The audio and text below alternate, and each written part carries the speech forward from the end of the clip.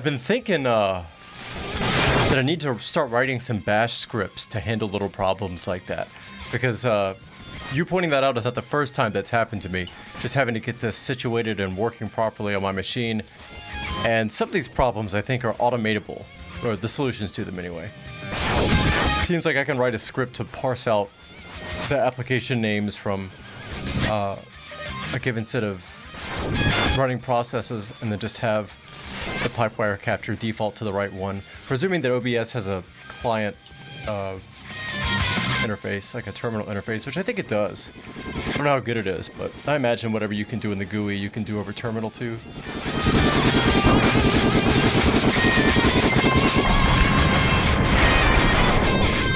The more I use this machine, the more graybeard I get with it, and I'm just like, you know what? I don't want to deal with all that garbage. Let me just write a script that does it. You fire it off one time.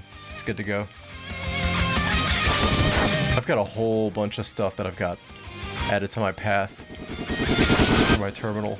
It's like little one-off things I can run for conversion and all kinds of stuff. I'm getting to the point now where just getting the machine set up to do a specific task would require some nice automation to make it easy.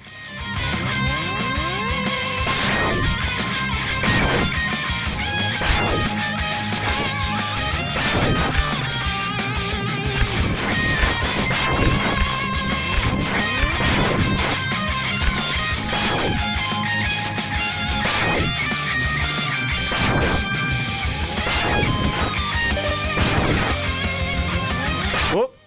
Oh, I just walked straight off the edge, didn't I? Happens to the best of us. Also happens to the worst of us.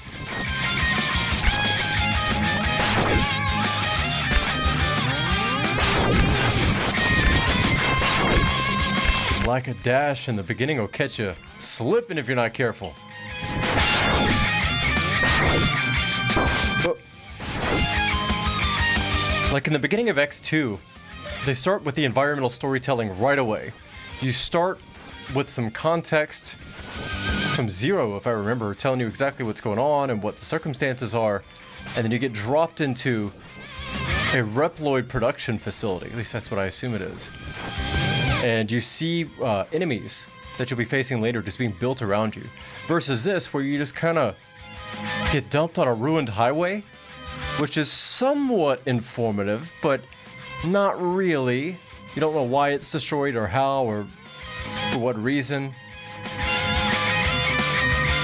I guess you've got enemies here that you're fighting, and that gives you some insight as to what's going on. But they flesh this out in X2's intro more so, I think, and they do a really good job of it.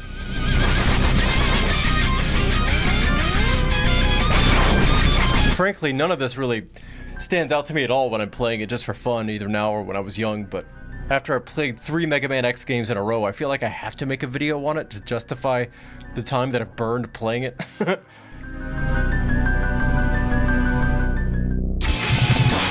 Kind of audiovisual journaling. Oh, too slow! Oh, son of a bitch. Pretty sure you can't kill Vile here, but that would be nice. Huh! Huh! Huh! Slick! Oh. Oh! Come on. Oh, God!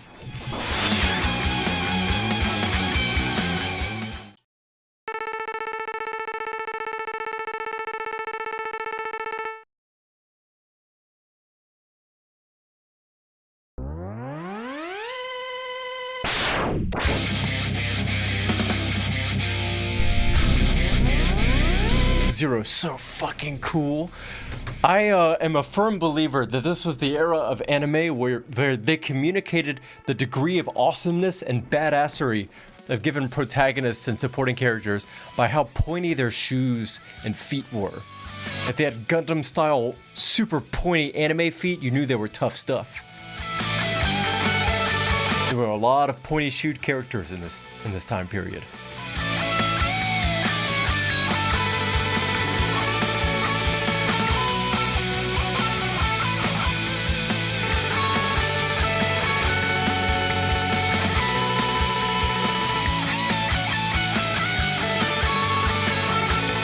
You may even even become as powerful as I am. Don't toot your own horn too much, Zero. Quite the ego.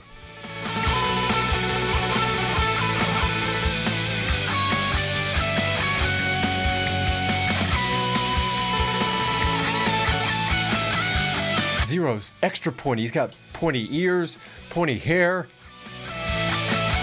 The pointiness of his feet stand out more. You can feel the danger emanating from him. Titty Airport. Easily the best airport. Okay, let's go get those Dash shoes. To justify the pointiness.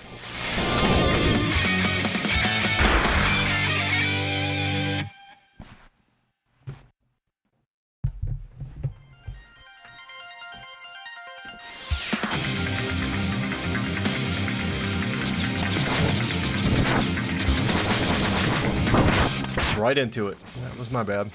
Oh God.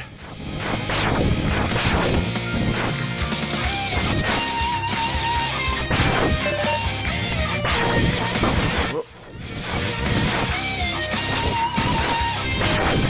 That's a good point. Dragon Ball was pointy as shit. The whole series. Extra pointy.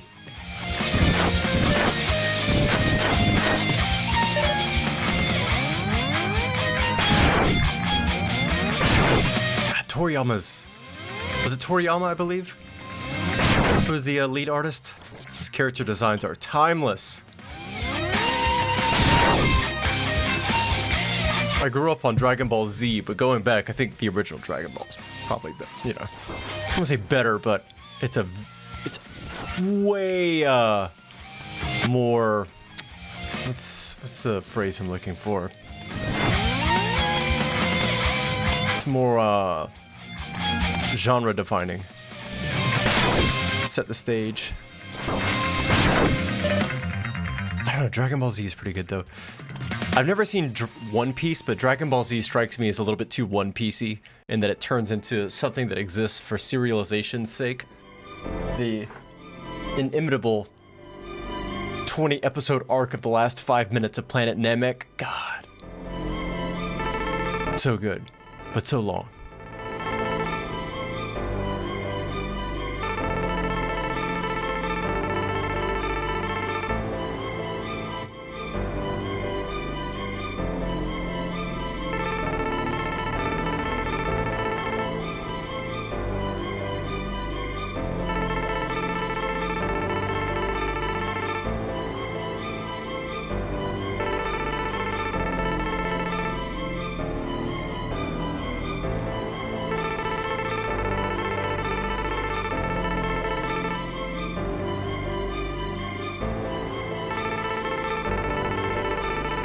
Beyond anything the world has ever known. Step into this capsule and receive an acceleration system to boost your speed. Your pointy shoes will turn even pointier. Good luck, X. X, even his name is pointy. His name is all points. 4 points in different directions. Super 90s, super extreme. Look at pointy ass shoes. Even a band, a golden band, to luxurify and contain the extreme degrees of pointiness. Careful.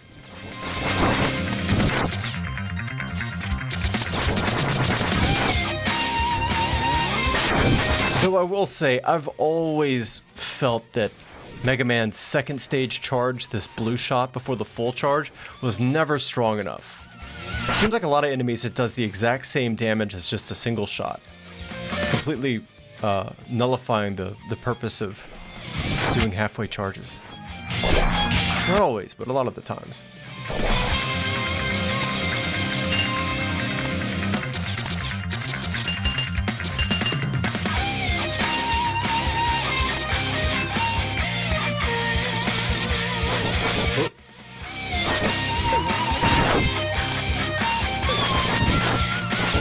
Oh, slick.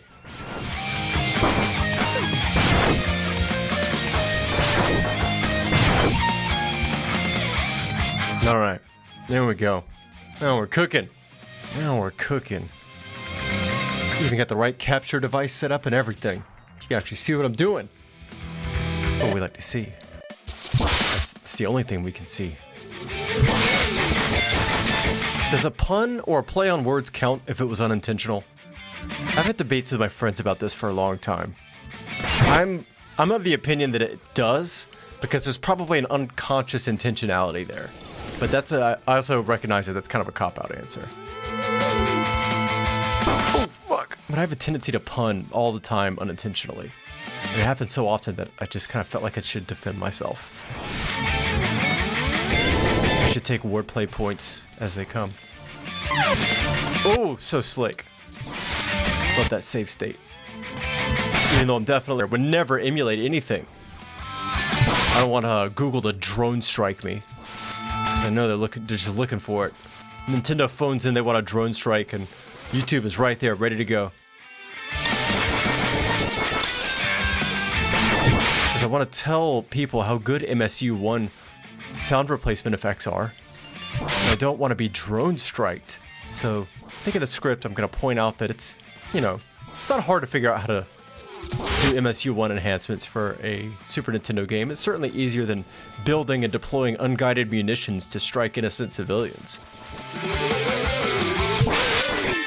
Come on. Oh, slick.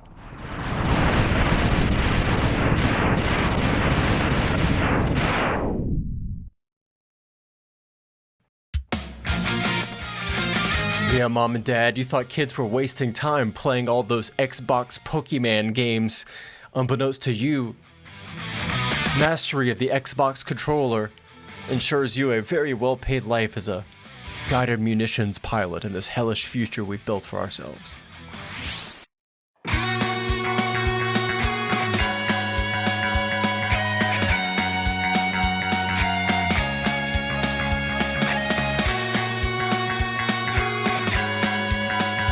That's probably the right move, right? Just lie. Be like, I definitely intended that. How would they know? They never know. I also really miss password gated progress. The era of password saves before on-device RAM.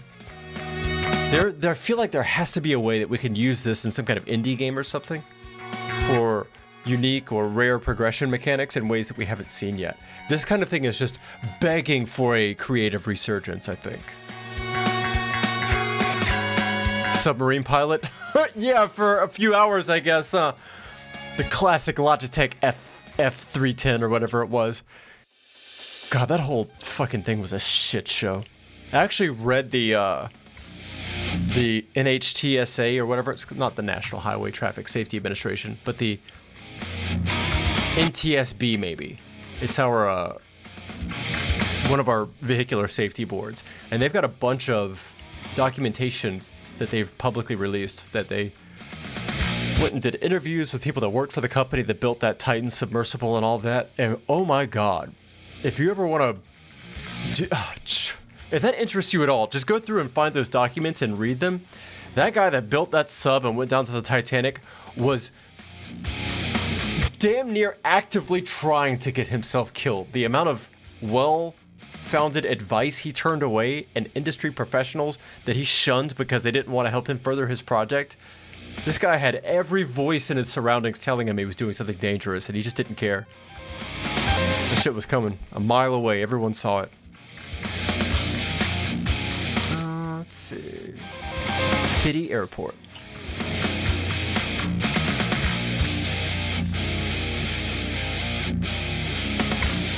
The owner of the company wasn't the one that died on it?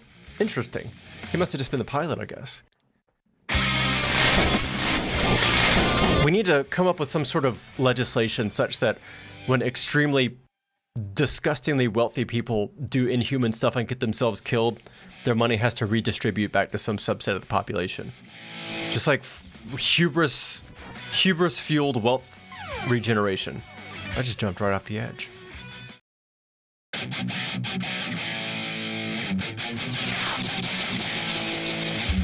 Further proof that I think some rich people cease to become human by most definitions of human. Like the internal experience and monologue that most humans experience, they don't have it. It's been displaced by sheer wealth and potential energy that wealth creates. It warps their sense of reality. Those people are going to get themselves killed one way or another. You can't stop it. At a certain point, you have so much money, it distorts your sense of physics of the world around you. I think you're literally invincible. I have so much money, I can literally build a hull out of carbon fiber and drill into it and weld in a Logitech controller to put, like, what do you tell people like that? Nothing. You just let them do that stupid shit. Nothing you can do. Take their money when they're dead. That's what you do. Legally, of course. You need laws for that.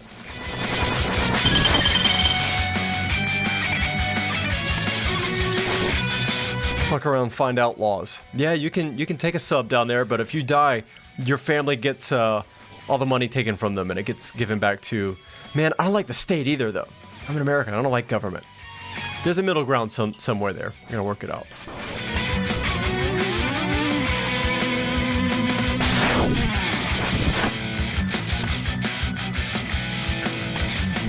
When money pools up together, it tends to do really stupid stuff from time to time. Wants to make huts on the moon? What the fuck is wrong with these people?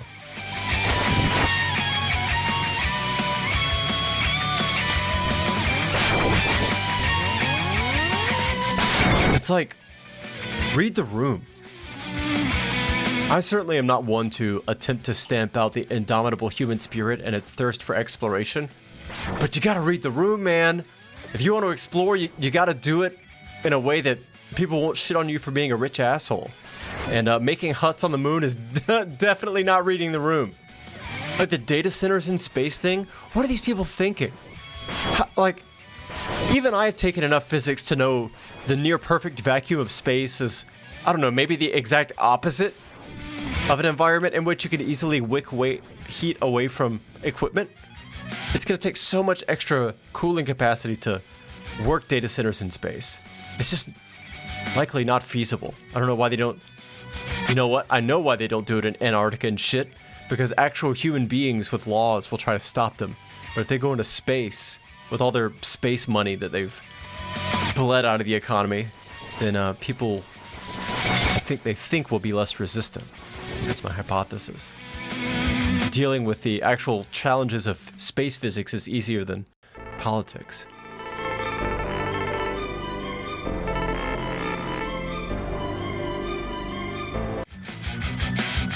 Alright, give him my headbutt. Oh yeah.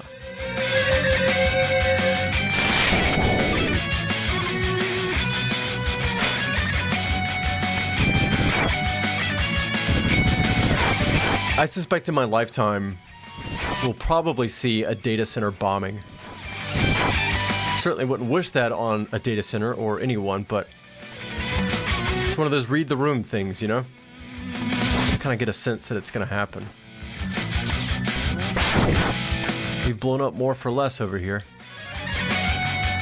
Oh, excuse you.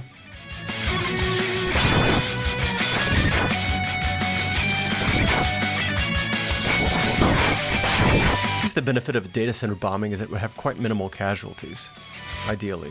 Oh, that was a nice jump.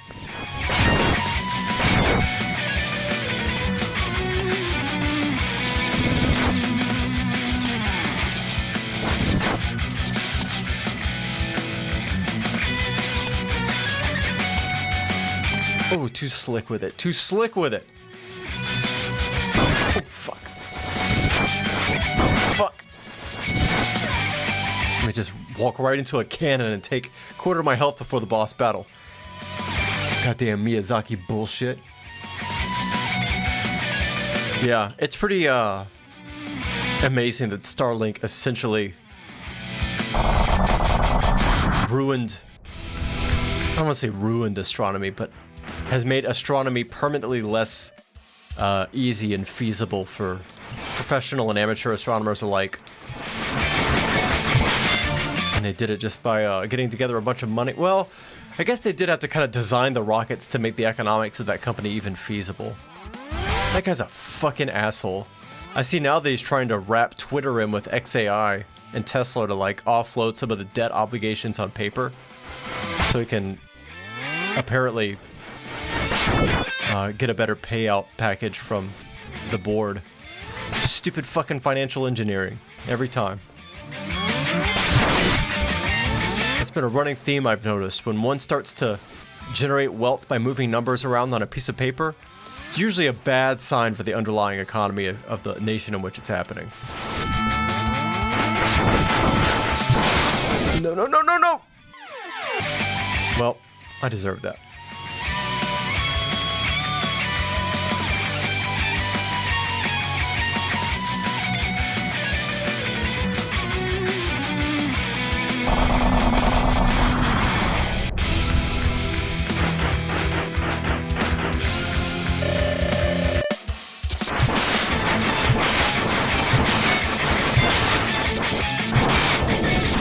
Not even gonna worry about charging up. Just blast them. Not even worth the time. Come on.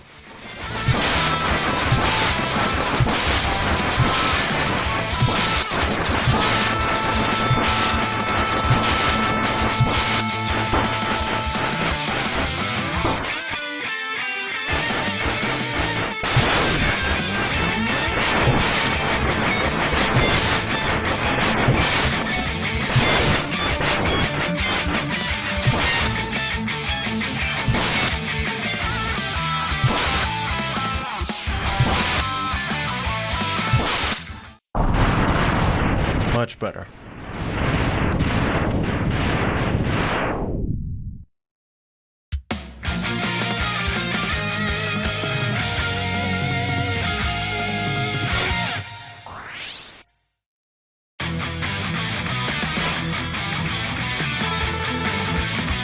Yeah, come to think of it, data centers in the Arctic and Antarctic would probably not be great for ocean levels.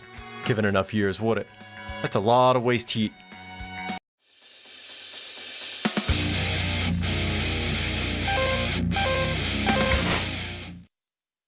I suppose a more reasoned person would actually run those numbers and see how much heat that is relative to the surrounding area. One thing I know for certain is it can't help.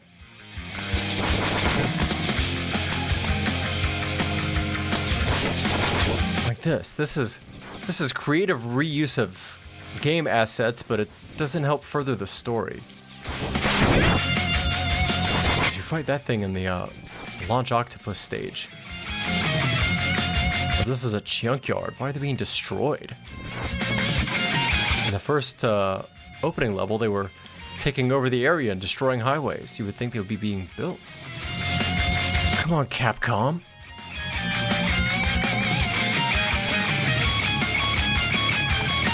For pools and stuff. Where's... Okay.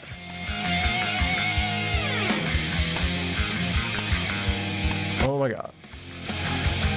Oh my god.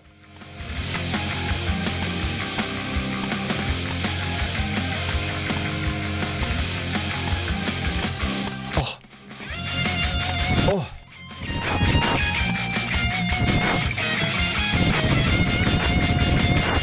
Oh yeah, there it is.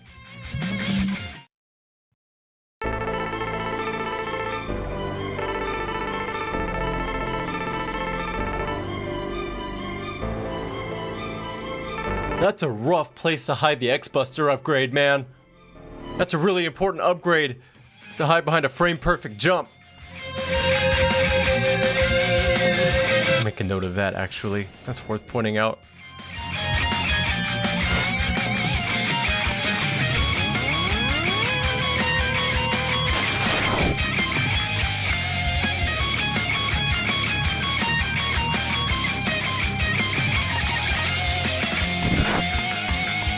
Yeah, that would never fly today.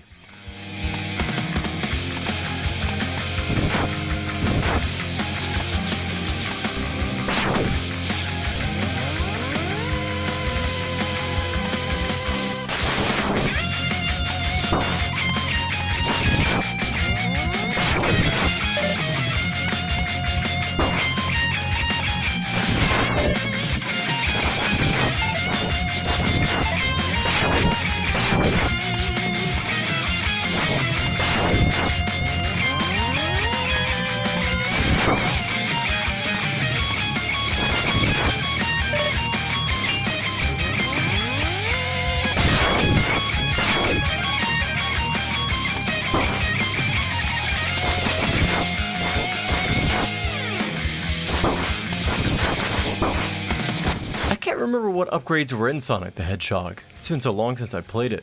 I remember there were a bunch of like TVs you could bust open and get certain items, but I never remembered it being a permanent upgrade.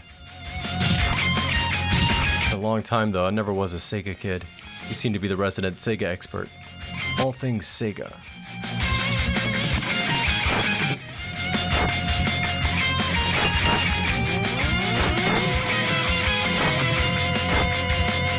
Whoop.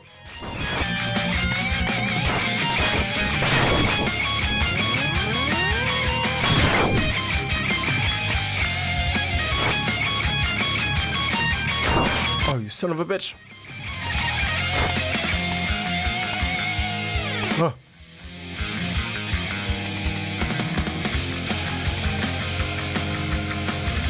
All right. Yeah, I guess lives go pretty far in Sonic, huh? I really enjoyed that ring mechanic. I thought that was a really good piece of design.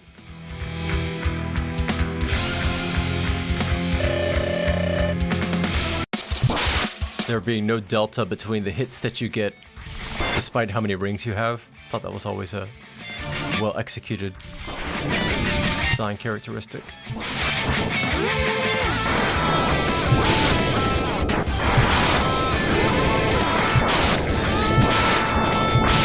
See, no stun lock. That's a good move. The next three, they just stop moving. Leave me a little bit of challenge, Capcom.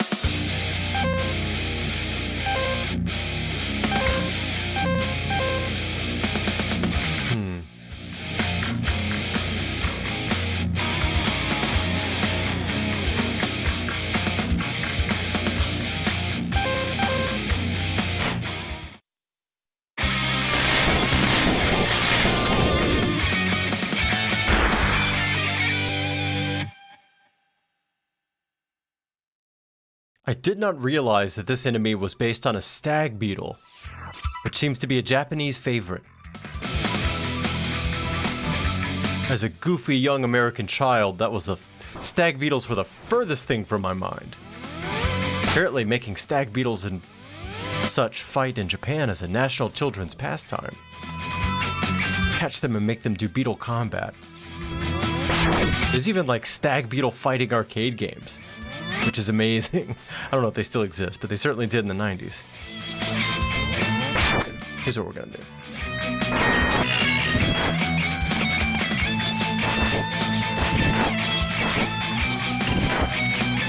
Slick.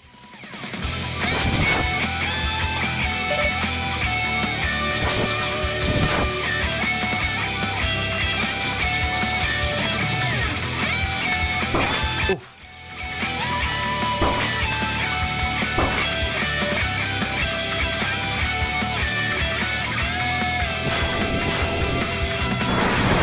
Oh.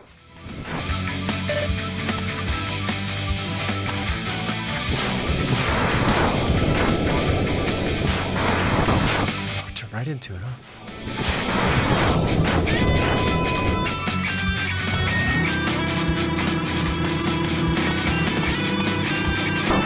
You son of a bitch.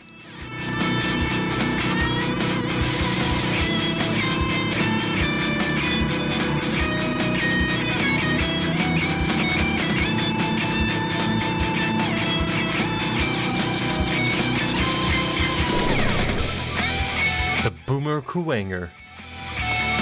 Kuwanger? What kind of word is that? Where does it even come from? Come on.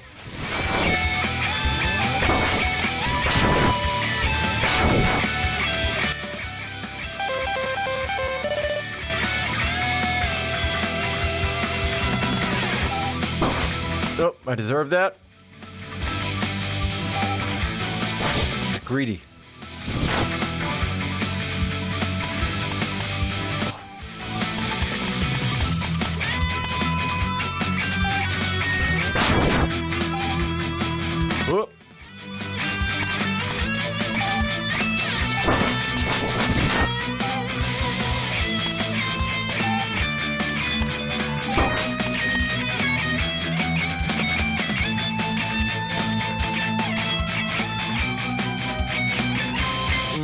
I do not remember.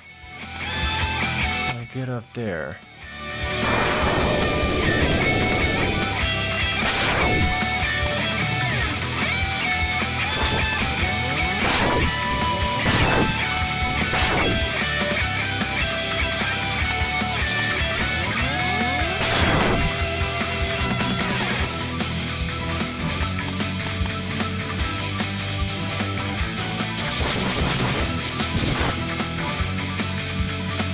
Really? Come on, dude. Oh, God. Okay.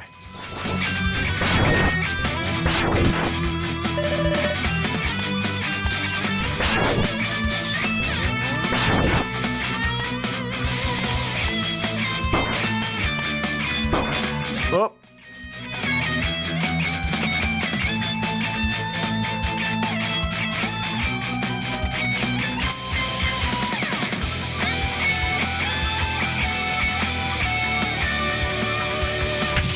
Okay, I'm gonna be save stating my heart out on this one.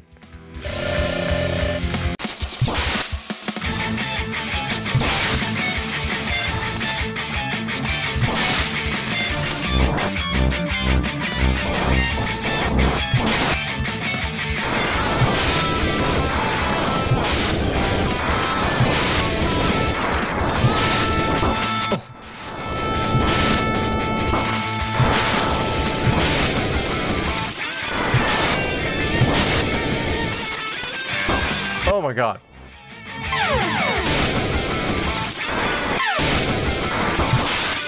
Interesting. So his little boomerang does less damage.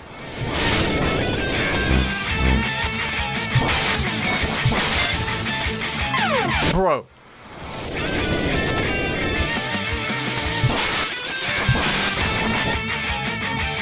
Oh my goodness gracious.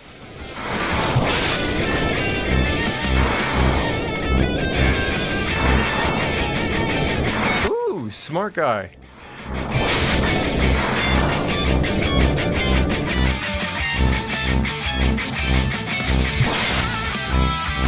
I don't think real stag beetles can teleport. I'm pretty sure.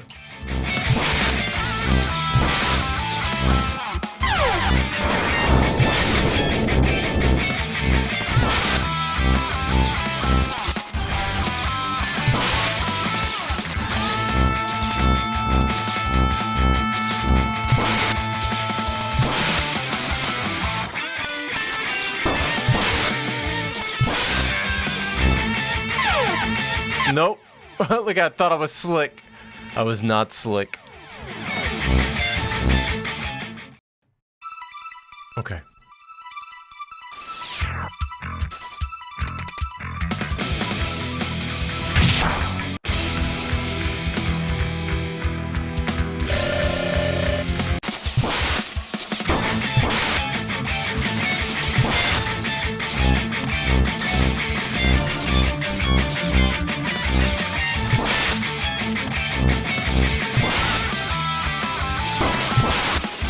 Oh.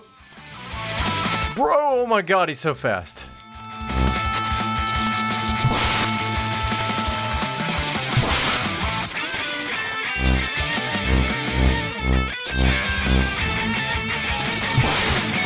X2 feels like it really dials up the intensity of these individual combat encounters, both enemies and bosses, and you have to get really good at dash jumping and shooting at the right time. And X3 does the same, but it gets so much more intense to the point of just being goofy. Oh.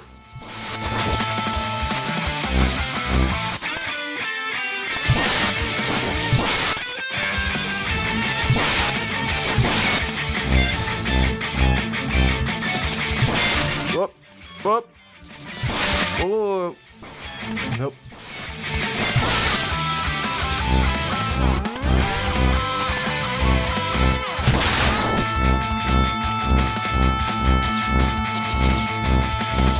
Oh, okay. Come on. Come on. What are you... Bro!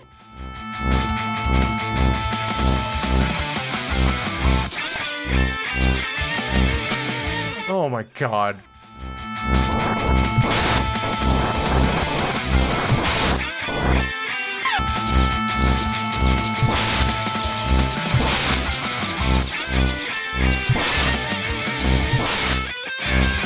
Oh my god!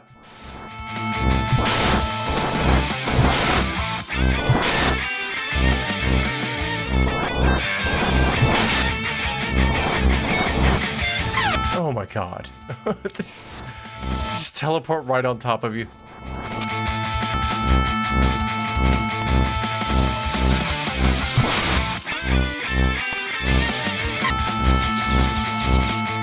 Capcom. Capcom, what are we even doing here?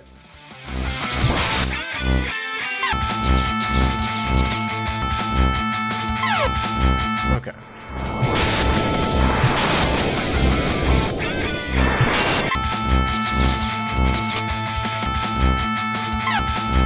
This is bananas. What are you doing, dude?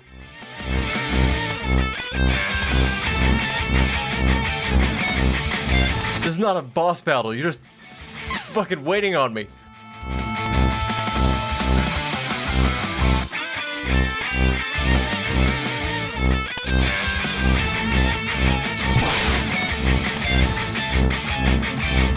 Oh my god, that was fair game. That was a good one.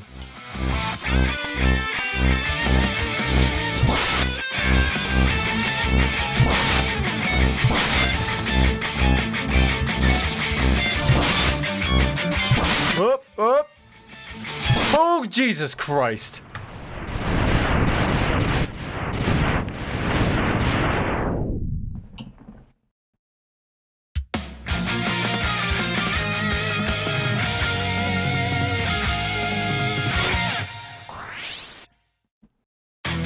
Goodness gracious. That goofy strong. You get boomerang cutter. Get goddamn boomerang cutter. Alright. Fair enough. 4467888281546. But of course.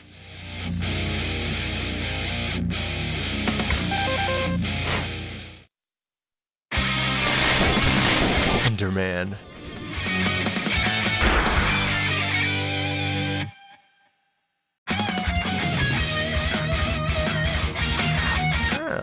Nice little environmental changes here from the defeated Storm Eagle stage.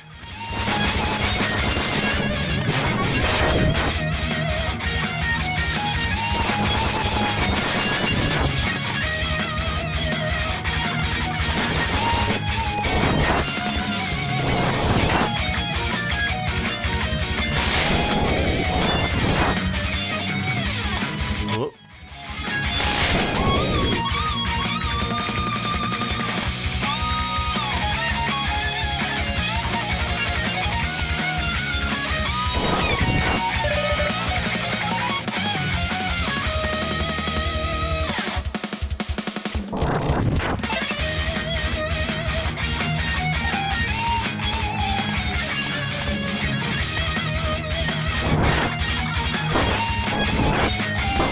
Oof.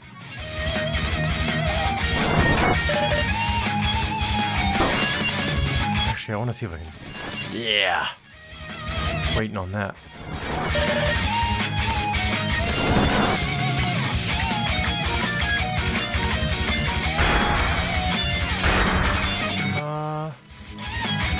Okay.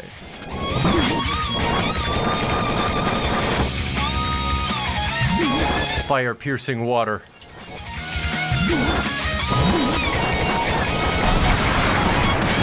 Not bad.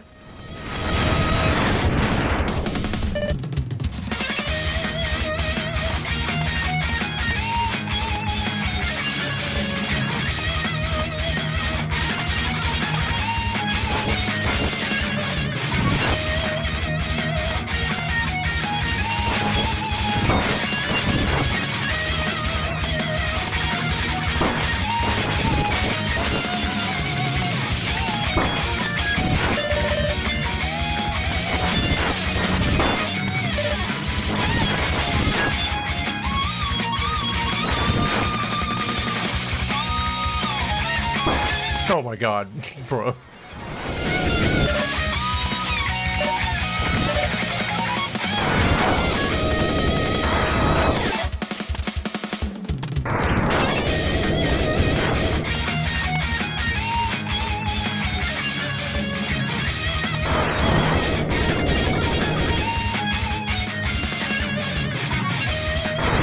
would love to meet the weapons designer and chief armorer of the Reploid army. And they're like, you know what? Let's just get a tire and then put 2 giant spikes on it and make it really angry looking, and it'll just drive in circles. Our enemy will never stand a chance. Oh, wow, I didn't know they came from both directions.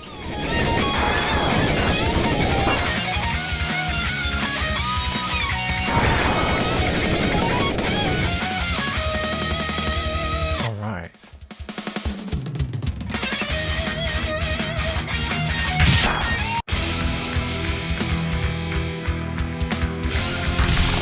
This guy, I think you can stun lock. Ow. Or he just punched me in the fucking face. Until I died. That's a hell of a way to go.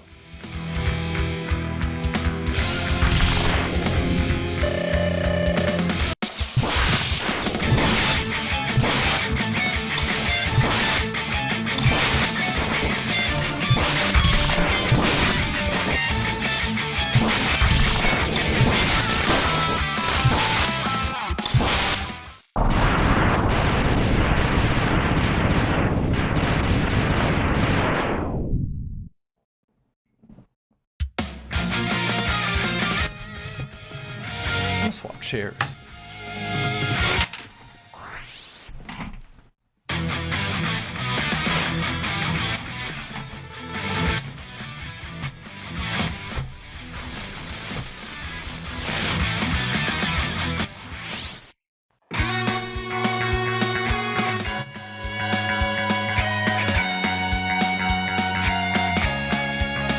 There we go.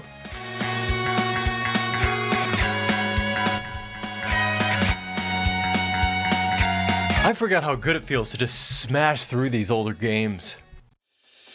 Both in the sense of just rushing through them really quickly, but also in that the act of playing these games is dexterous and athletic of the fingers. I don't know if there's a word for of the fingers. Digitous? Something to that effect. Feels really good though. Digitatiously athletic.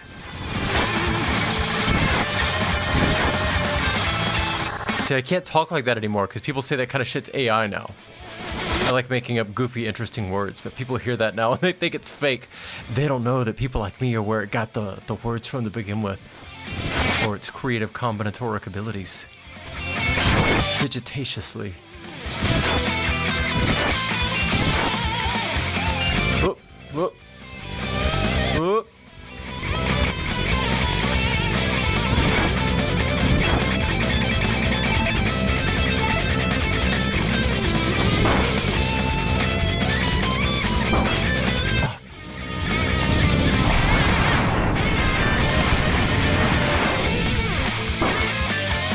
What are we doing here, guys?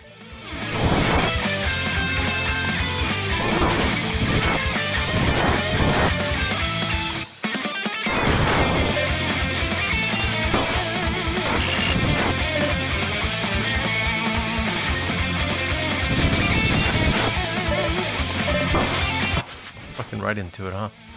Let's go.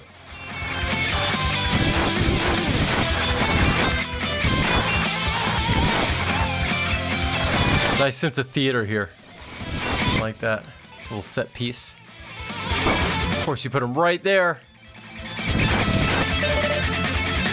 I don't like that about these games, is that they very often resort to cheap, let's break your flow state by putting an enemy that'll cancel out your jump right here. Not good design. Don't like that.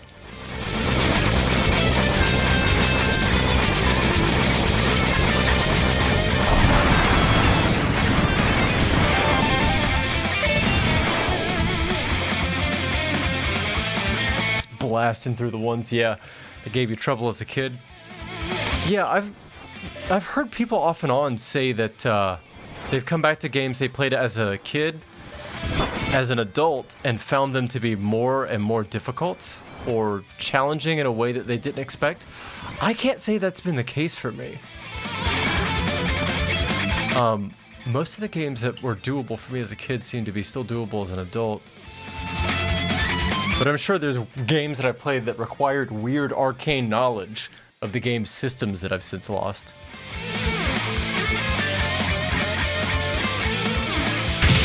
Maybe I'm just lucky and still retain some of my digitaceous dexterity. Okay, real quick, what works against you? That? Nope.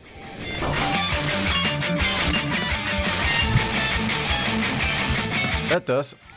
Oh.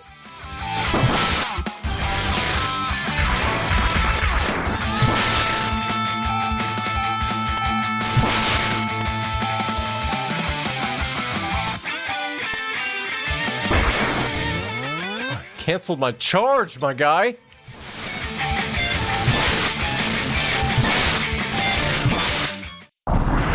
There we go.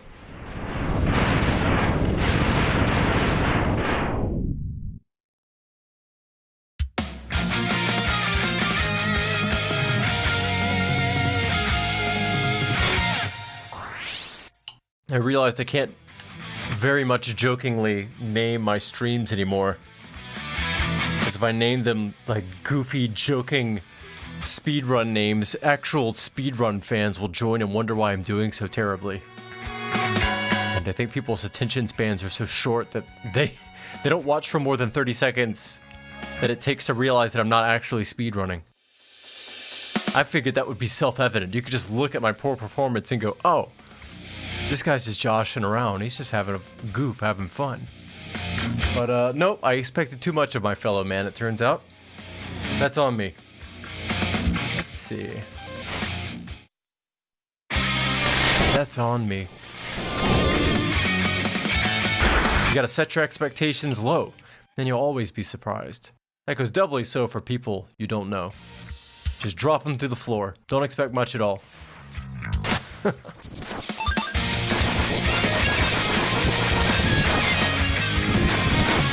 Nice sound effect there to let me know my tank is full. Make a little note about that.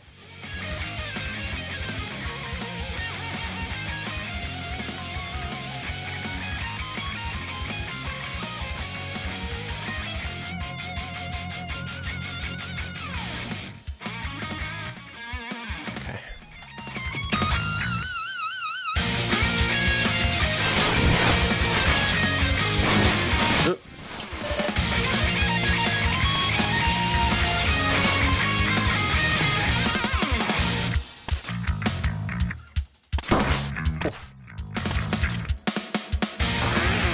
Whoop.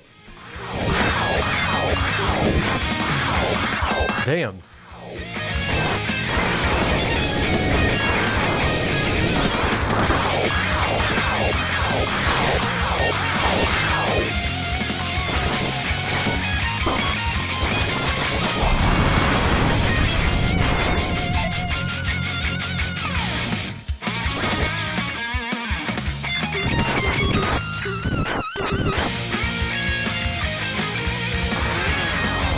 Nope. I tried.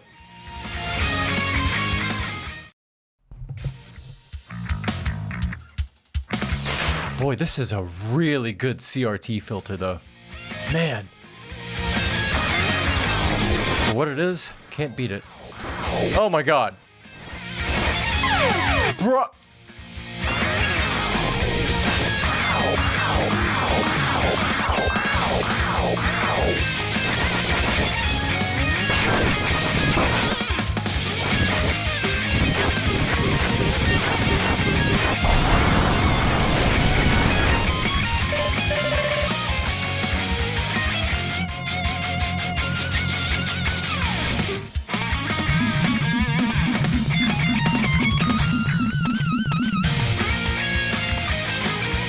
Oh, classic secret location in the Super Nintendo era. Classic. You know they wanted to hide something up there.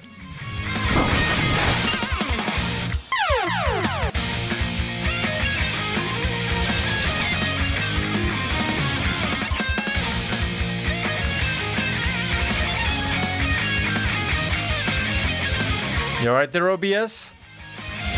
Just decide to disconnect.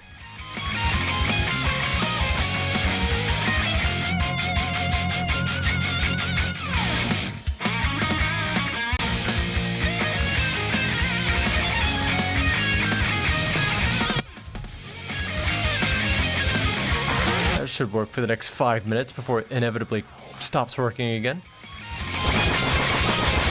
Whoop.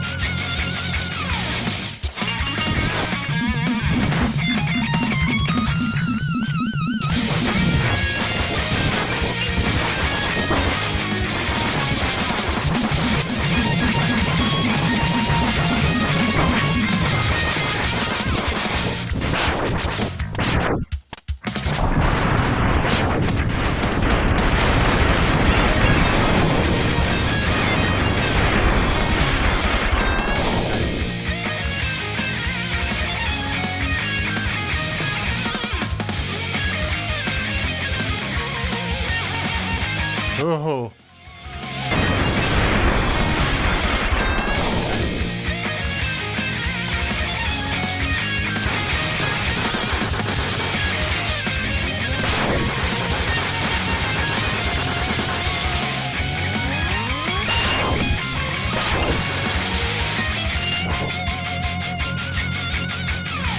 Whoop.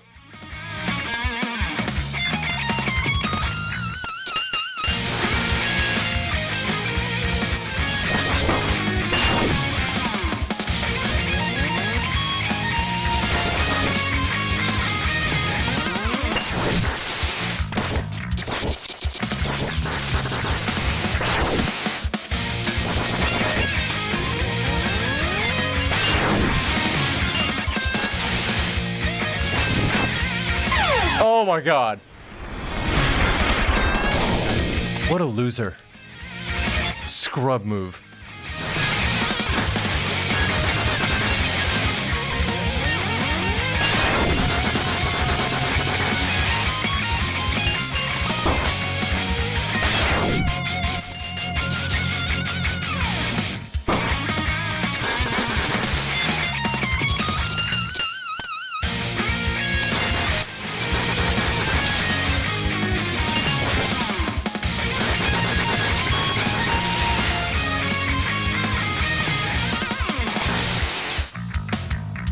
Oh.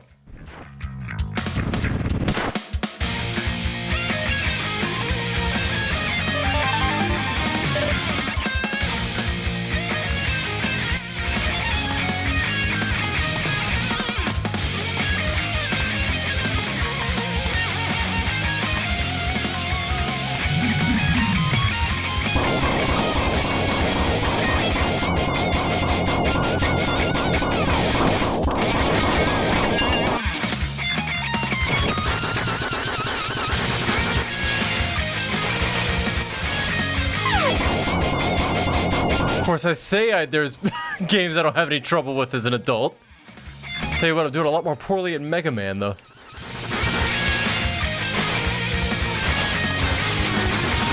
I think I just get greedier because I have save states, so I don't treat the stakes as severely. Ends up begging for more failures per second.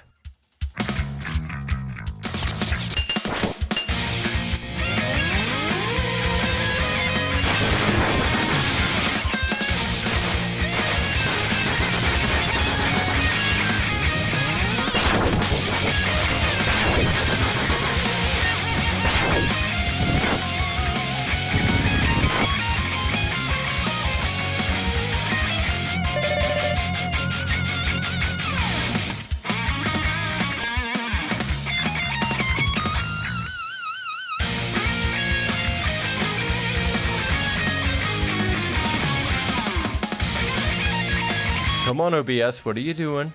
There you go. Goodness gracious.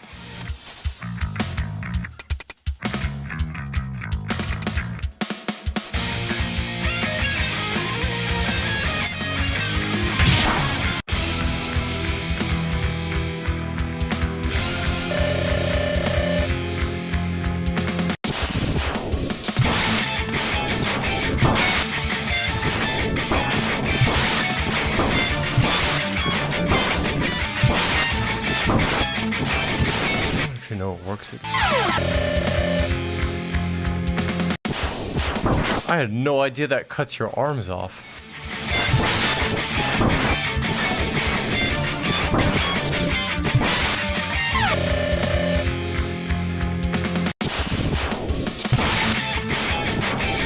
You should get in some retro gaming time. It's good stuff. Games nowadays are so garbage compared to how good they used to be. I mean, obviously there's a lot doing work in that statement, but they just don't hit the same. Games so much more feel like cash grabs these days than they used to.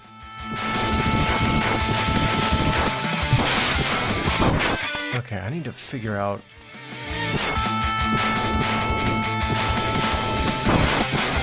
Oh, you can jump all the way up there?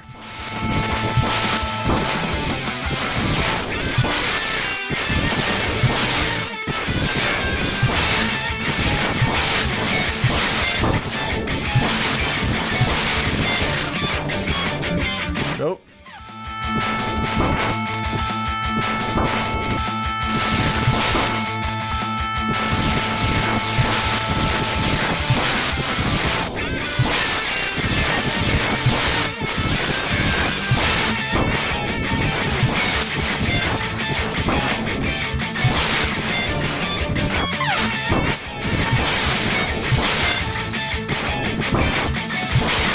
Oh my goodness,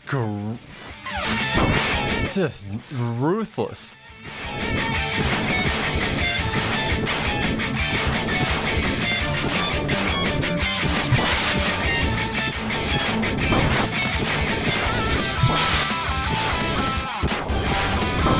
Yeah, same here. The AAA space is all but dead for me.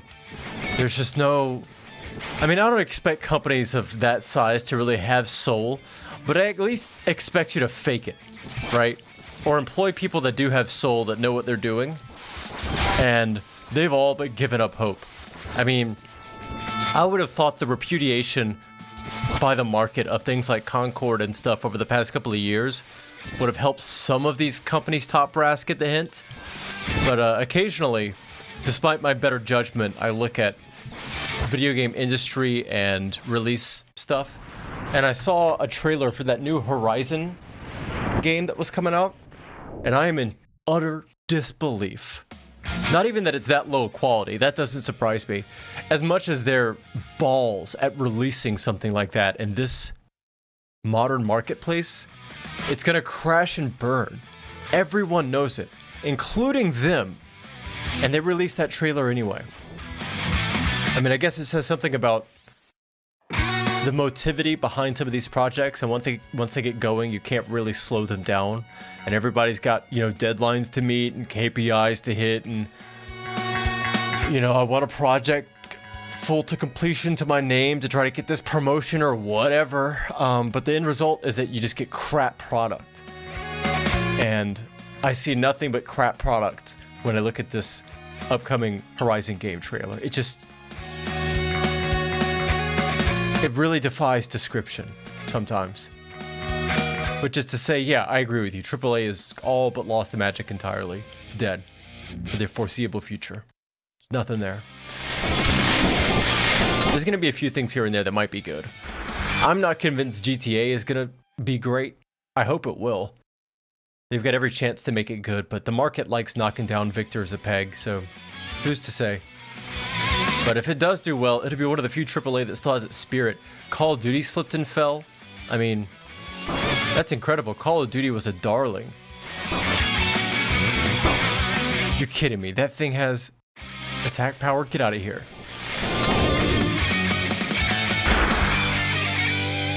Once Call of Duty, the franchise, starts slipping, it's a bellwether for the whole AAA market, I think. Because if the king like that can get taken down, then nobody's safe.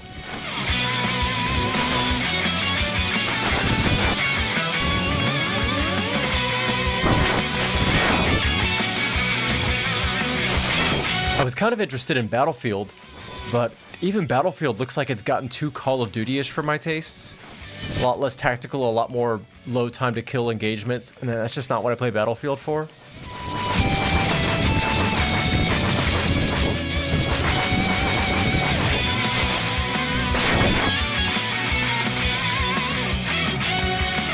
Yeah, I generally don't blame devs either. They usually aren't at fault. Although I do wonder, when we say devs, if we include things like project managers in that. Because if we do, then I definitely blame some devs, especially ones that have the capacity to talk to their brass and let them know that something's not landing the way it should, and they just don't for whatever reason. But for the people that are just doing 3D modeling and like voice programming and environment design, yeah, I don't really blame them either. They're just given tasks on Jira tickets and they complete them. There's only so much fault that you can lay at their feet.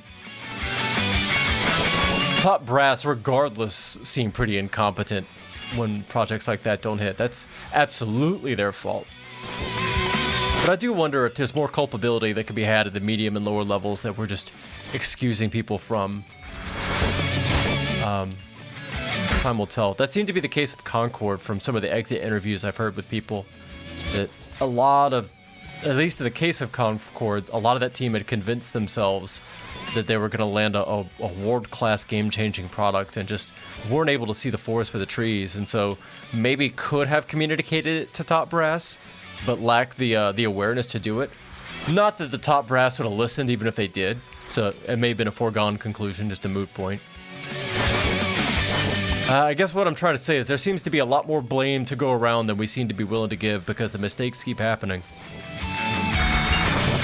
It shocks me that even against failure after failure, they still produce this stuff.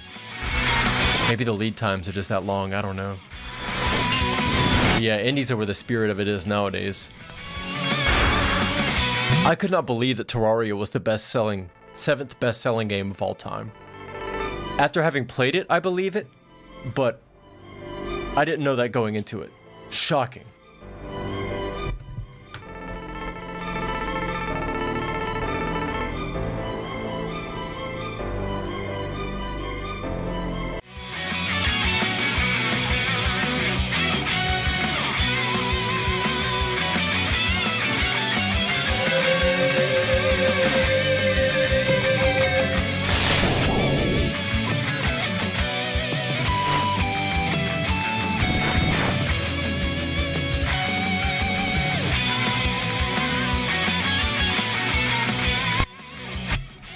Yeah, in that case, then I don't blame them either. There's only so much they can do. Boy, I've met some incompetent project managers in my day. My God. I think there's something about the corporate environment that just turns into a, to quote the Steve Jobs phrase, a reality distortion field. And I think once you get surrounded by a critical mass of like-minded people, a lot of people with decision-making power in those kinds of circumstances lose their ability to actually understand their place in the market. And when you're surrounded by that much capital and that much ability to see a project through and have the funding to do it even when it's probably not going to land, you can convince yourself that you're God's gift to game programming, or, you know, design, rather. Up to the very last minute. I'm wondering about Highguard. Highguard was yet another example of, like, how does that happen? In a crowded marketplace like this, how do you let a product like that go out and think it's a good idea? I don't think you do. I think you do it because you have to. There's KPIs and deadlines to hit, and nobody's willing to slow the train down, even though you know it's going to veer off tracks the moment it hits. I'd be curious to see how long that game stays up. I don't think it's going to go offline immediately, but it doesn't seem to be doing too hot. Who knows? It could be wrong. They could completely turn that ship around.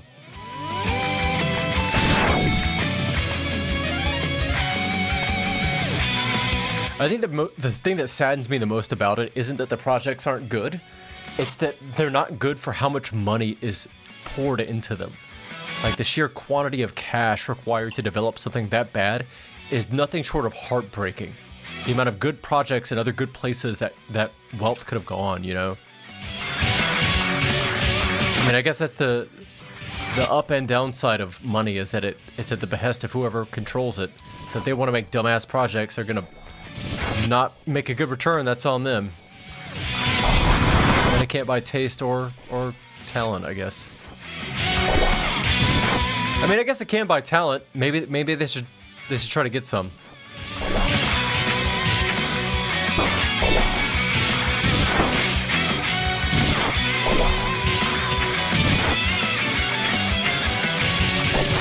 I played Titanfall 2 for the first time about a year ago. I've actually got a secondary channel attached to... I might have the link in the description. I think it's YouTube at Global Squonk. I don't remember. But I've got an hour-long video there of my first Titanfall 2 playthrough that I did this summer. My God, that is an amazing game. It's so good. A nice, tight, big man, little buddy story, like a tag team duo. The movement and combat tech, mwah, chef's kiss. Weapon dynamics, excellent. Just an all-around stunner of a game. And they just don't make another one. I don't get it. I just don't understand. I actually did something really creative with one of my Titanfall 2 playthroughs I haven't seen anyone else do. I plugged myself into Google Gemini Voice and told it to pretend to be BT while I played and talked to Gemini. And I really don't like talking to AI, but forcing it to pretend to be BT while I played a game was very, very funny. I kept telling it to stop glazing my butthole because it was getting me killed. And it was Gemini, so it refused to listen. What? Which weapon? God, I fucking hate AI. Shit's garbage. It's really good for programming, but I need a local model for that. I really wish it would stop all the data center build-outs, but that's not gonna happen. Shit's rapidly turning into a tool of fascism. Dare I say it. Power consolidation that's going on with that technology is absolutely unprecedented. Something I think a lot of people really don't appreciate. They think it's cool that it helps them code dumpy software faster. They don't realize what kind of damage it's going to do to their underlyings, their economy, their nation. We certainly don't.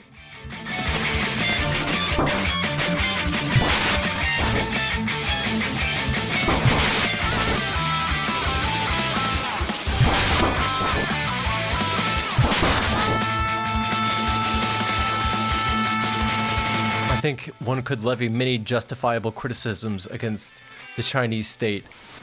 And I'm a big fan of them investing in and training world models and then releasing them for free. That's some pro-level shit right there. Thank you. I will run Kimmy and GLM all day on my machine if I need to. If all OpenAI is going to do is dump out a shitty 120 billion parameter world model every 5 years.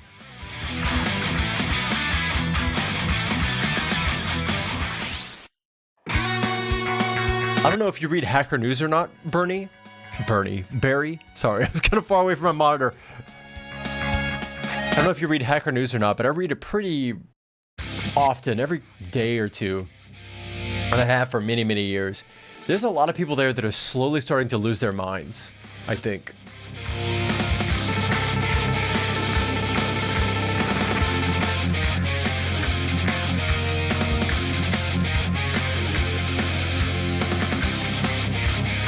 Wow, I never thought about that. Those logos are very sphincter-like, aren't they?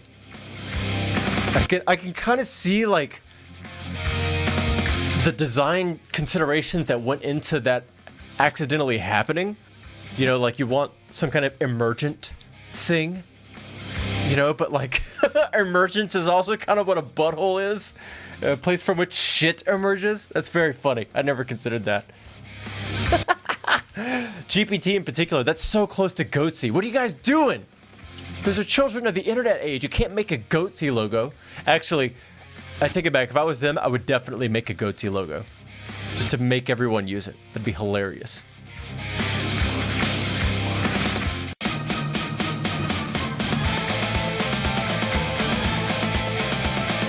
All right.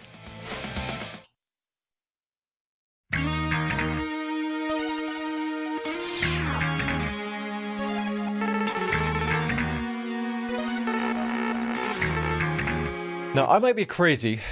I suppose that has nothing to do with Mega Man. But when I was playing this earlier, I would swear to you that there was some really incorrectly programmed or something's wrong with the programming on some of these platforms coming up. Because it cancels out your dash. Oh my god, OBS, what are you doing? Holy shit. Just stream or don't stream.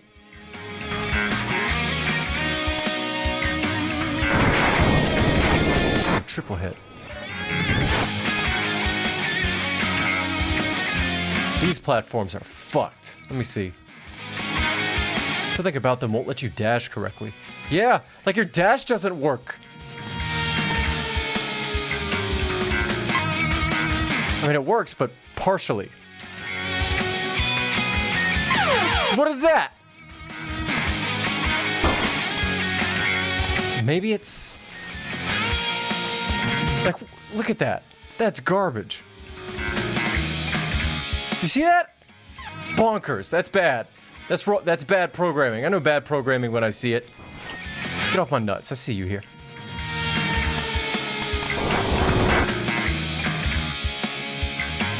See? No good. Just cancels your dash out.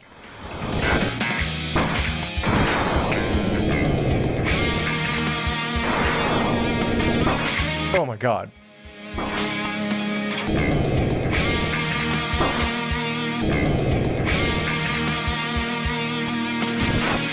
Dash canceling on an environmental climbable. Come on, dude. See? Garbage.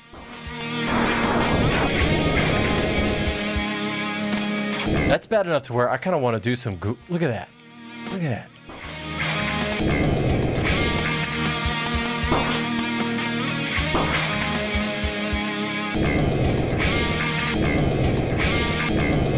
I want to do some Googling and see if somebody was complaining about this way back when.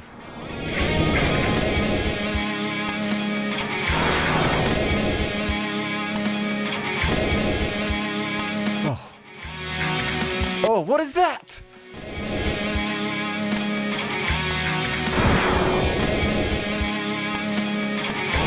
Back up, back up. Oh, goodness. Okay.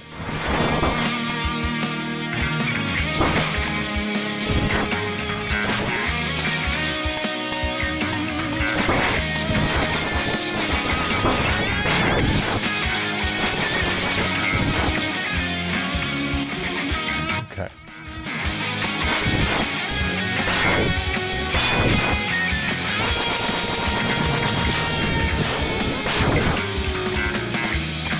I'm really, really concerned for the world of software in an age of code-generating language models. It's gonna be really bad. There's gonna be so much production software out there, barely hanging on by a thread, and nobody that works at the companies deploying it will have any idea how it actually works. They probably won't even be able to hire someone that'd be able to fix it without charging them exorbitant amounts of money, right? And that won't happen. So they'll just let the software rot, and it's going to make all of our lives as end users worse. You know this is going to happen. I know this is going to happen. It's going to be a shit show. Probably already happening.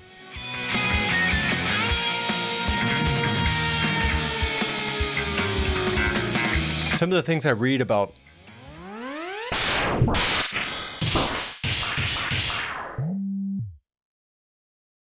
Some of the things I read about what's happening to Windows are just unbelievable.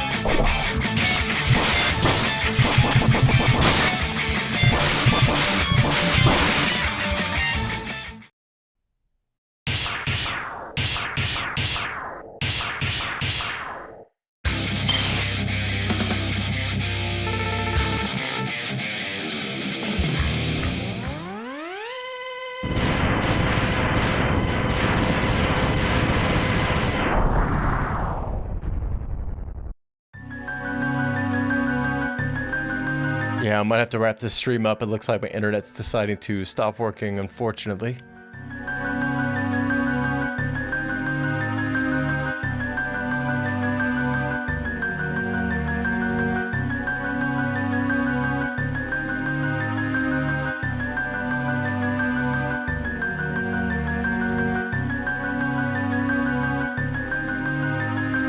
Come on. There you go.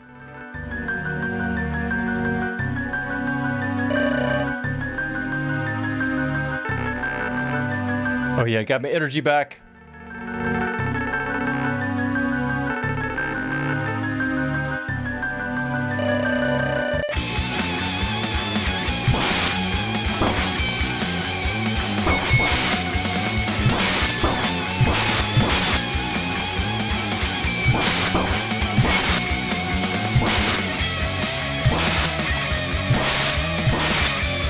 Oh.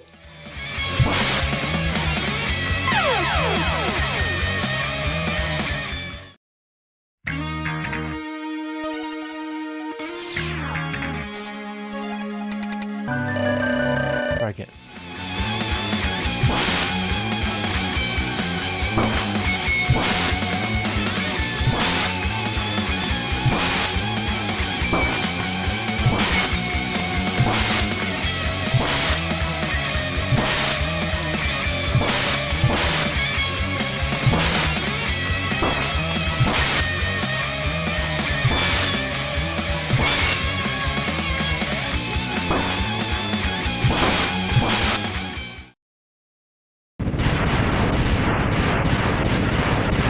Oh yeah.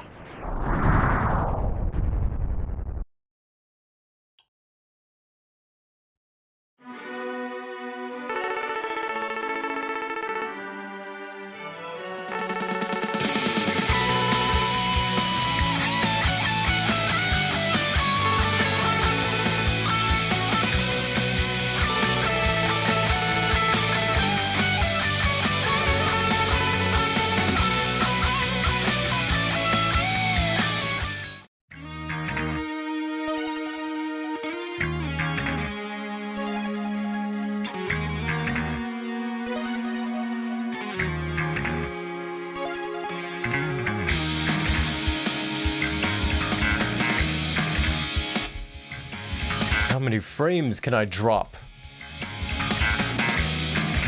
That's the worst part. It stays connected but drops every single frame. Just disconnect if that's what you're gonna do, OBS. Don't half-ass it.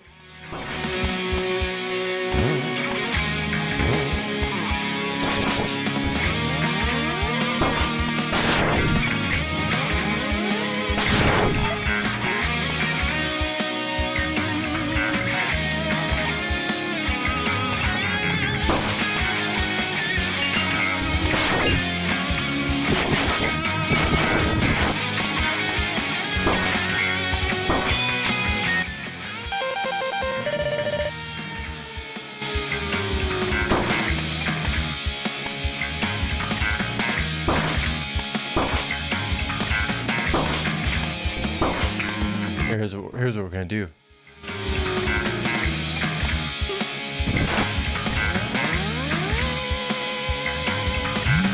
Oh.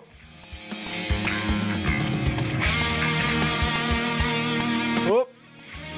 Oh. Oh. Easy.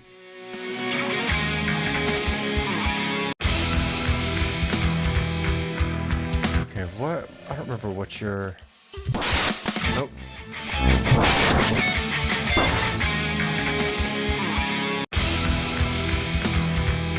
This one. Of course the homing missile works against the stag beetle. It's trivial.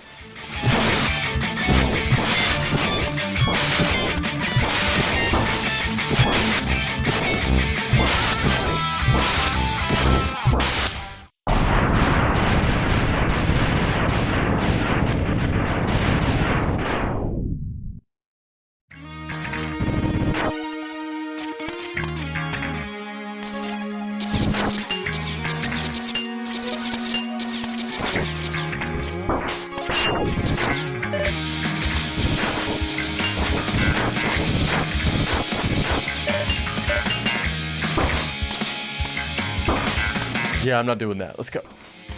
Don't care.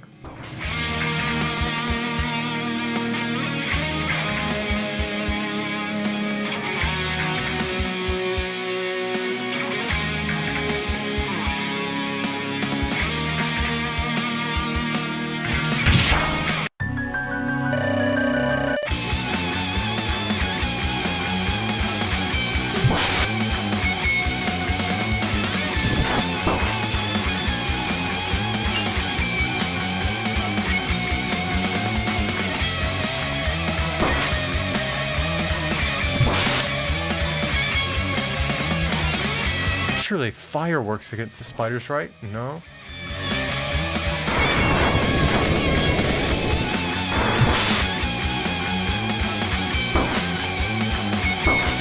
It works. Electricity?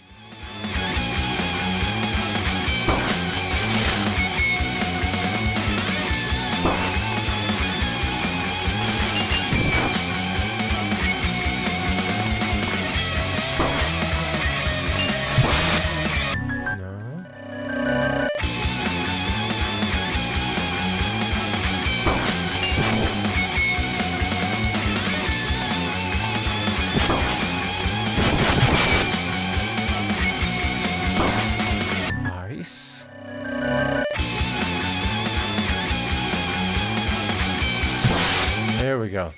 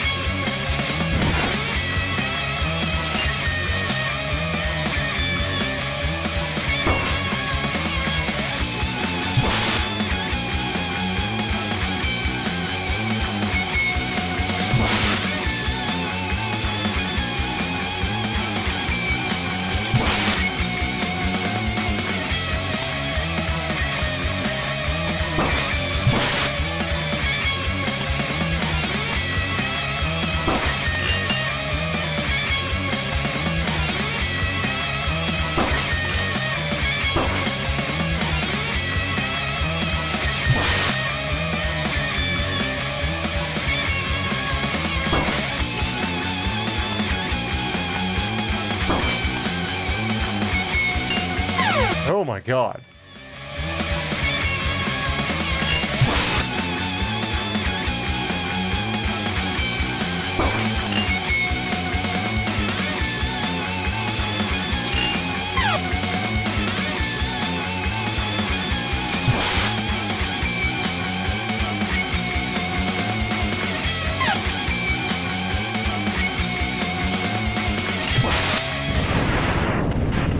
Good enough. All right.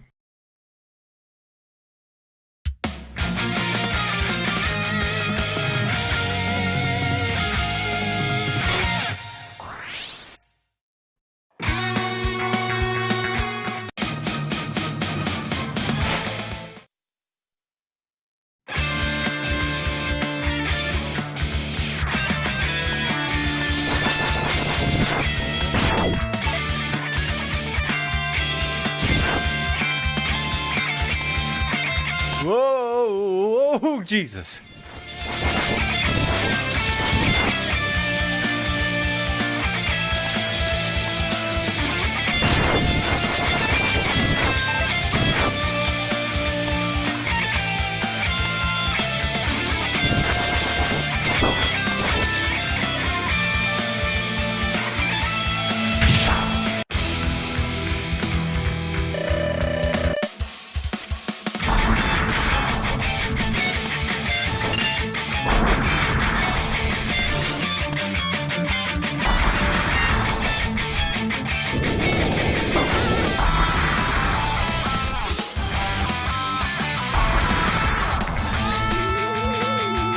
Oh boy.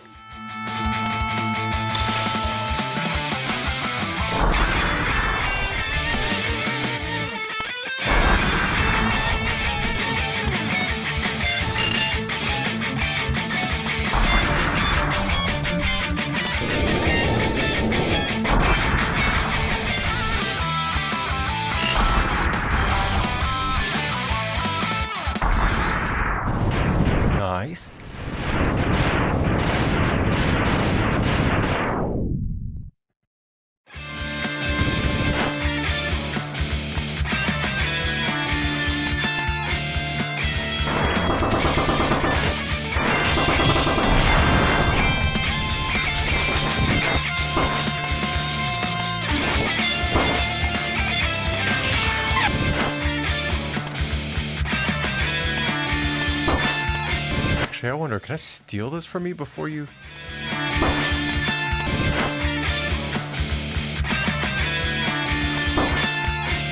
Oh! Bro, what?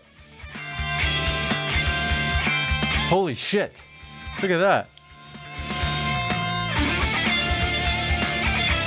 I'm trying to move, but I can't. Huh.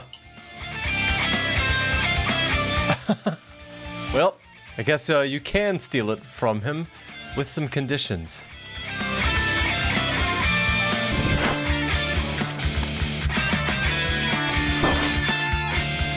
Look at that.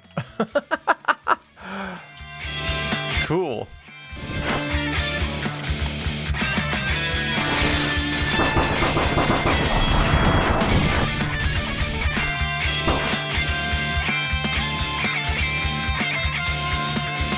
Yeah, they don't like that, do they? What if I kill the guy? Yeah.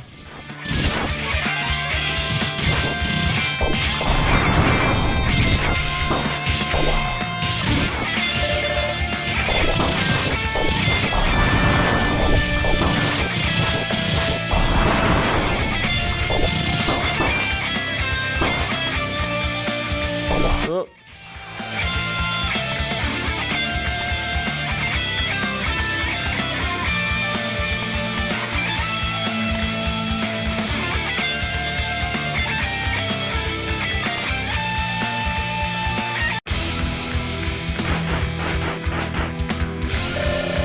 What are you weak against? I don't remember that.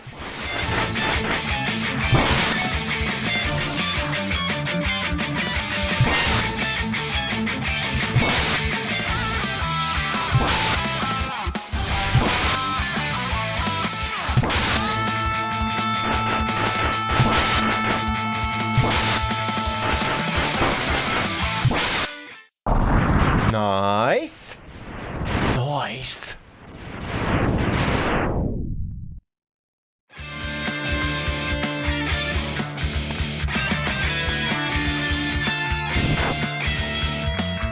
Whoop. Whoop.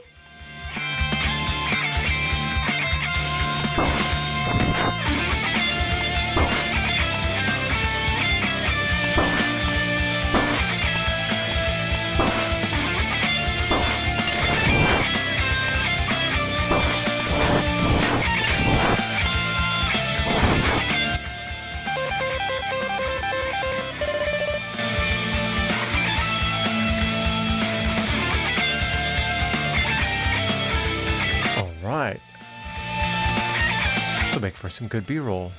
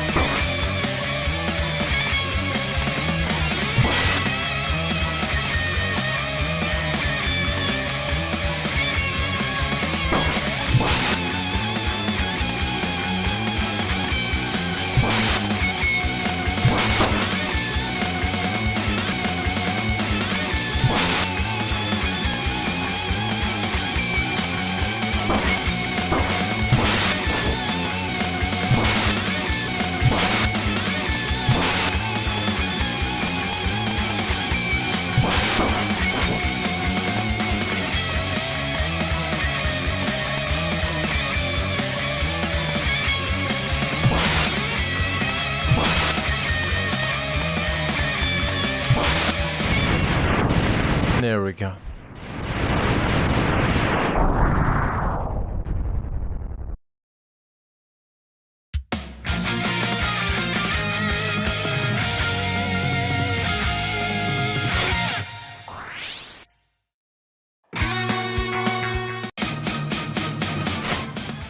There's no way I'm beating Sigma without all my sub-tanks and everything else. But I'll go ahead and get to him.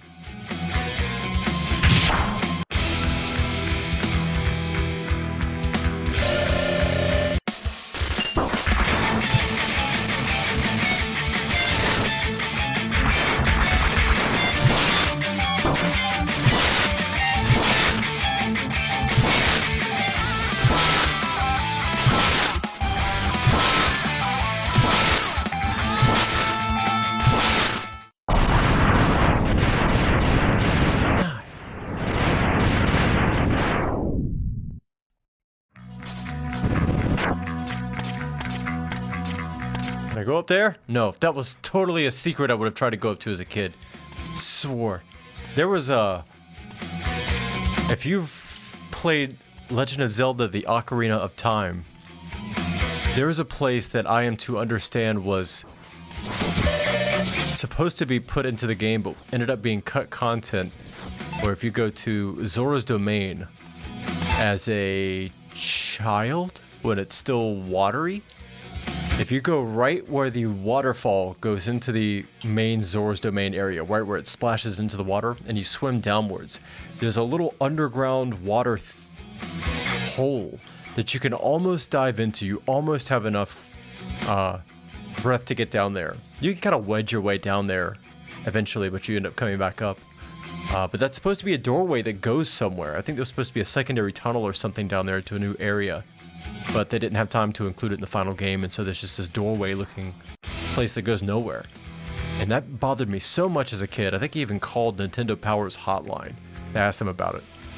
I'll never forget, they told me they didn't know that they would call me back, and they never did. And I took that personally. I was pissed. I don't know, just tell me you don't know.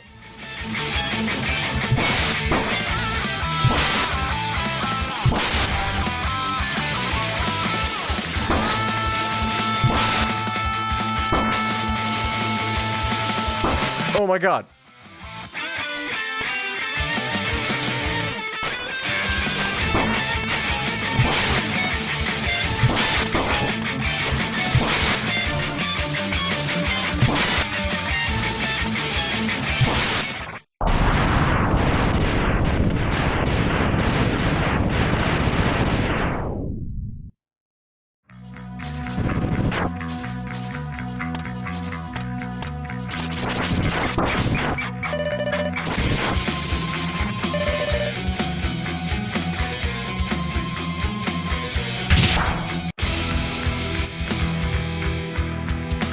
Poor guy. You don't know what's about to come. Hit you in the face.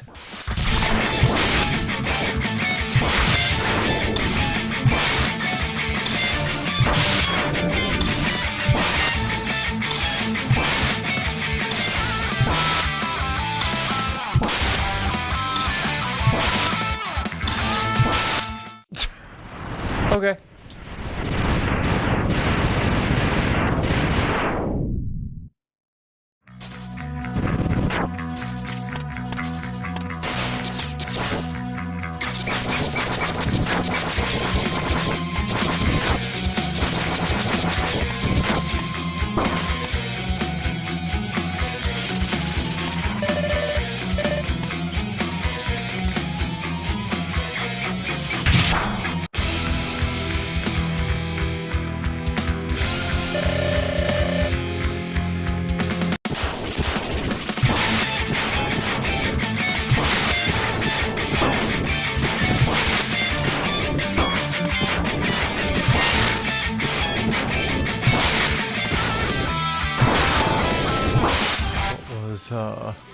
There it is.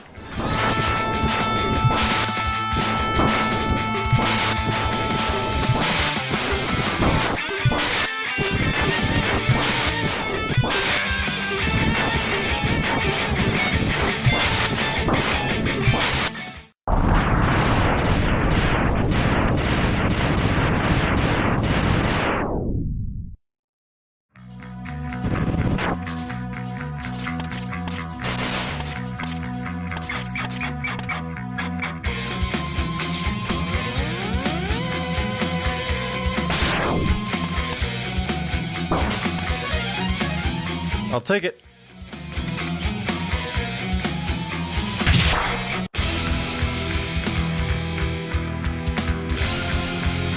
Sick. I love what was Sigma's plan here exactly? Mega Man just defeated all 8 of the overpowered bosses I put into the world. I know. I'll defend my final fortress with the exact same bosses. Surely it'll work the second time. No. No, it won't. In fact, it's going to be even easier the second time. You fool. You absolute buffoon. This is a terrible idea.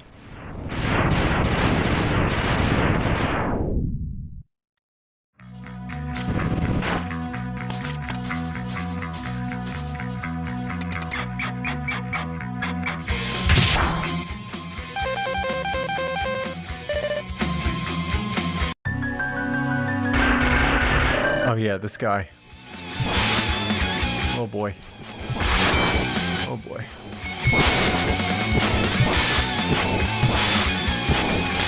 Oh god. Oh.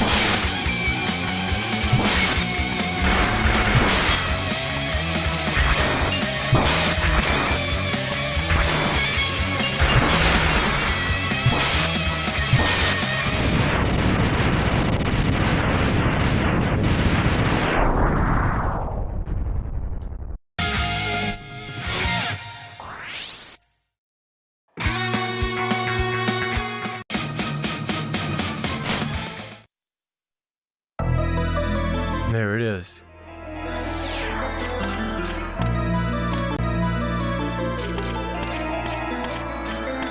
Okay, cheat should be... I think not.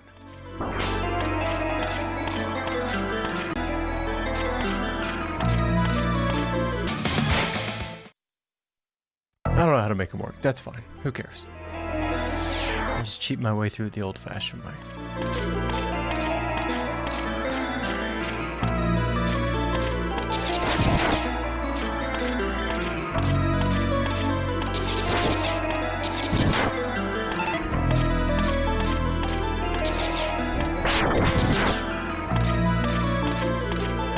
Juicy grubs full of Mega Man nutrients.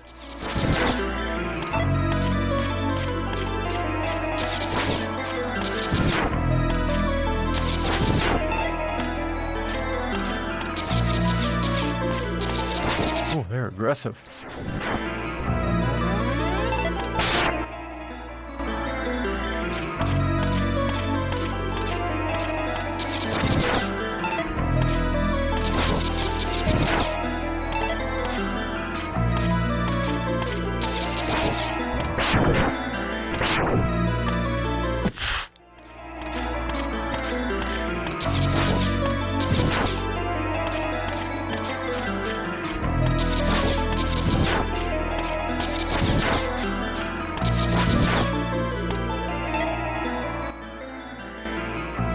Close enough.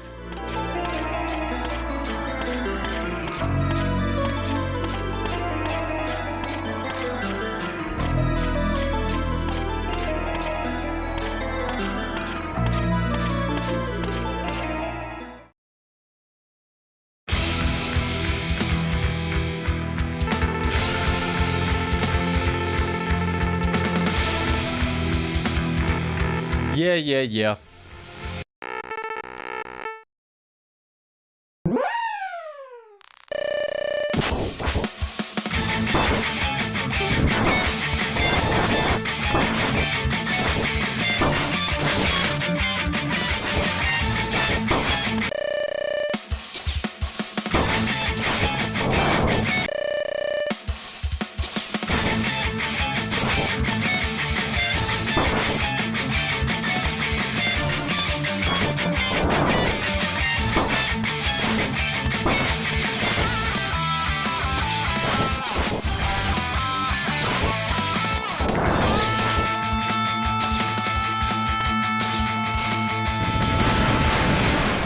Okay.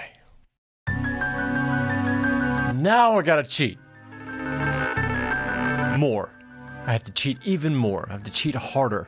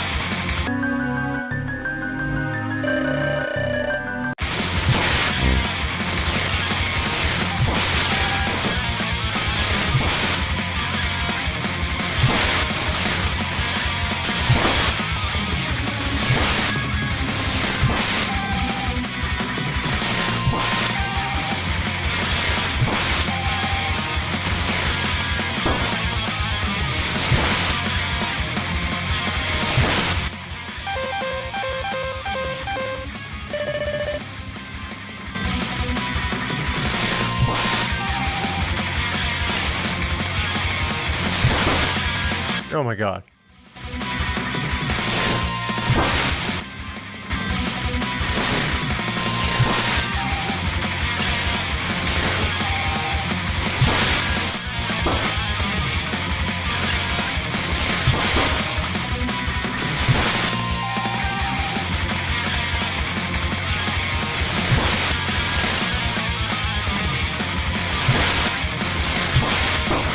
Oh.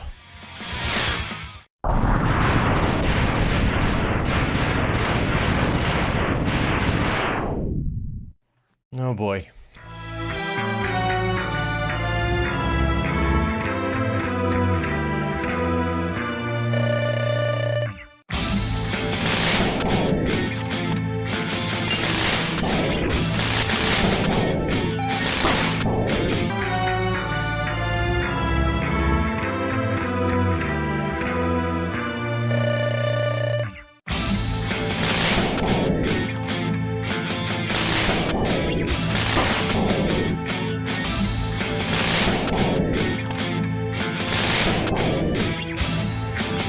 Oh, I see. It pushes you back to the center where the, got it.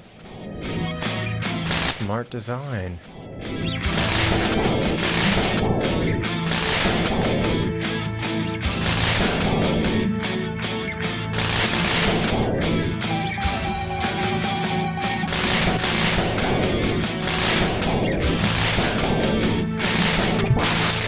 Ah. Oh.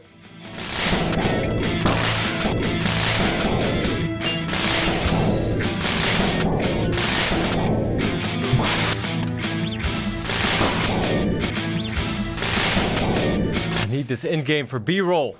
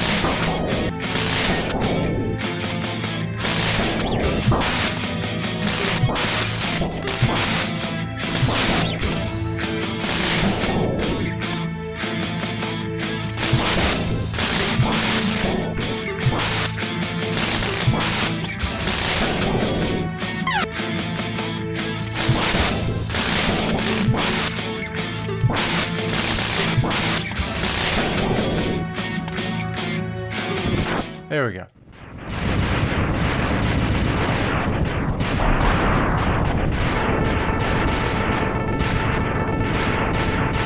I'm a Reploid. I can't be destroyed by you. I have save states, bro. I don't know what you expected. I have save states, bro.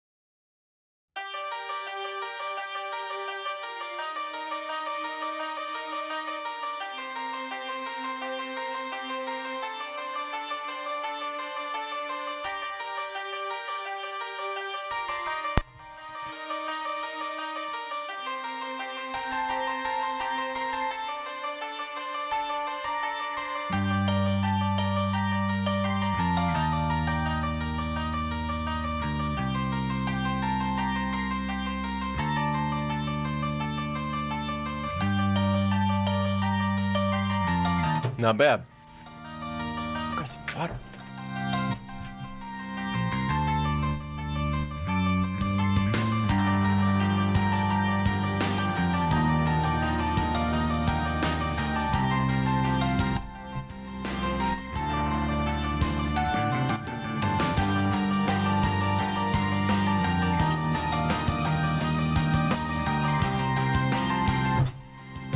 Okay.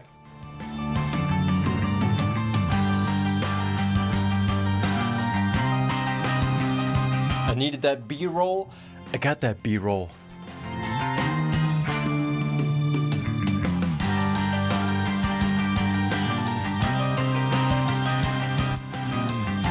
OBS isn't going to be happy until it drops 11 billion frames. Maybe only the ex-buster on his hand knows for sure. About to bust any percent personal record. How do you look at that and know it's not a joke? I don't get it.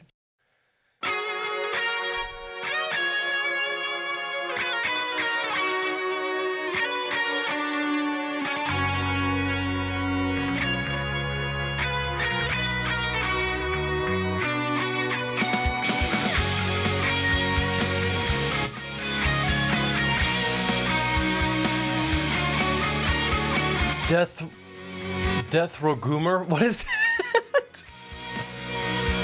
Dig Labor. Mole Borer. These are the craziest 90s cool kid names I've ever seen. X-Max, Crackman, Mad Pecker, Bow Spider. Wow, that name, that whole list of names was a lot.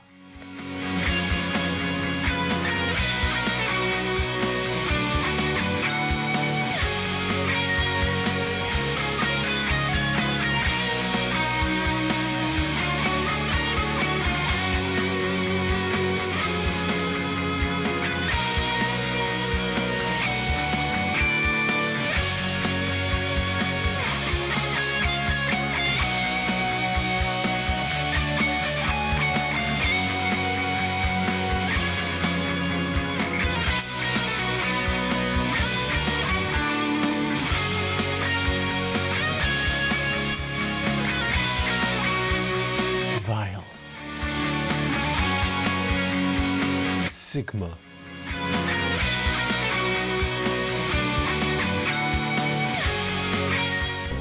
Wow, it just occurred to me that Sigma, 0, and X are all algebraic figures.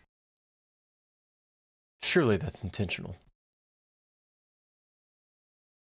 I don't think Mega Man is a mathematical figure. I don't think I've ever seen Mega Man in math textbooks.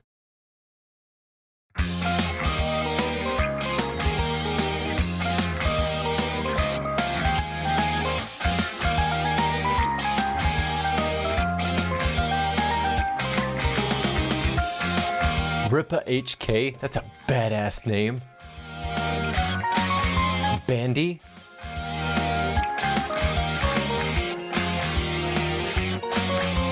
Elf. Holy shit, Japanese people in the 90s were fucking cool.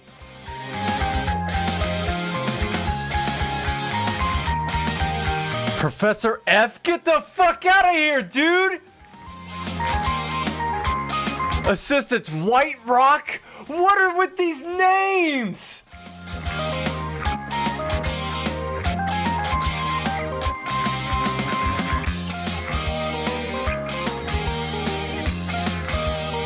Oh my god. Those names were worth it, just to beat it. I had no idea they were that awesome. Alright, I'm gonna wrap this up. I might do X2 a little bit later for some more B-roll. But I'm not too sure. I might. Let me see. Let me take a look at what I got. But I'm gonna turn this one off. Thank you for joining me, Barry. Good to see you.